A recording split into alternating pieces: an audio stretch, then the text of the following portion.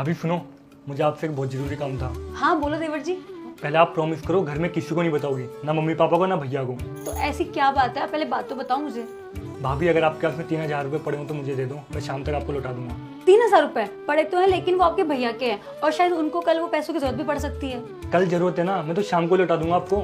आज शाम को पक्का मुझे आप दे दोगे ना, वरना आपके भैया मुझे डांटेंगे। भाभी आप चिंता मत करो, मैं पक्का लौटा दूंगा। चलो ठीक है, फिर मैं आपको देती हूँ।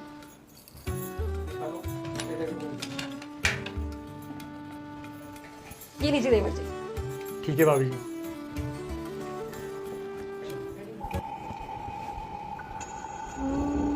अरे सुनती हो, हाँ जी बोलिए। वो मैंने तुम्हें पैसे दिए थे ना 2 दिन पहले, वो लाके दे दो मुझे, मैं मार्केट जा रहा हूँ।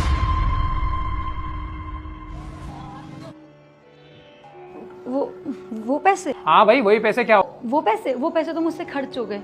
खर्च हो गए? कहाँ खर्च कर दिए तुमने पैसे? वो मैं आपको नहीं बता सकती। अरे क्यों नहीं बता सकती? अगर खर्च किए हैं तो बताओ ना, कहाँ खर्च किए हैं? वो माँ जी मेरे पास ऐसे खर्च हो गए। अरे साफ साफ क्यों नहीं कहती कि पीहर वालों को दे दिए? माँ जी मेरे मायके में पैसों की इतनी भी कमी नहीं है जो मैं उनको चुपके से पैसे दे के आऊंगी। अर्चना, माँ जो बोल रही है अगर वो सच है ना तो मुझे साफ साफ बता दो, मैं कुछ भी नहीं बोलूंगा तुम्हें। तो बता दो, मैं कुछ भी नहीं बोलूंगा। अरे तुम बार बार उधर क्या देख रही हो? मैं कुछ पूछ रहा हूँ ना तुमसे। क्या बात हो गई भाई, किस बात पे बहस हो रही है? पिताजी देखो ना, इसको मैंने पैसे दिए थे रखने के लिए, इसने खर्च कर दिए और बता भी नहीं रही कहाँ खर्च किए हैं। बेटा बता दो ना साफ साफ, पैसे कहाँ गए? आप ही लाए थे ना इसे छांट कर।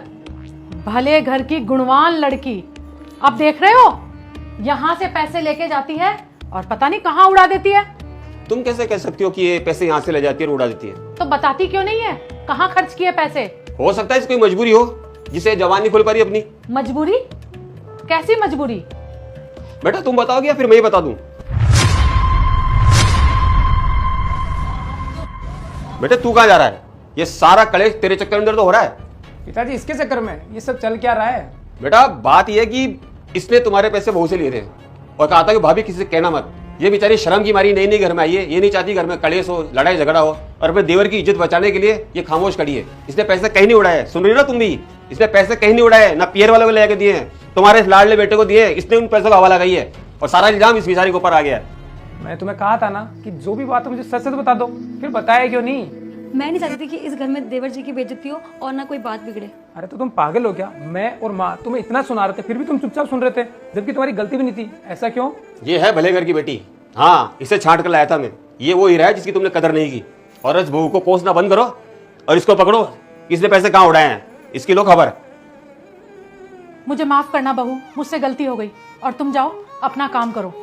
बहू को गालियां पड़ती रही लेकिन कुछ बोला नहीं। पता पैसे का क्या किया?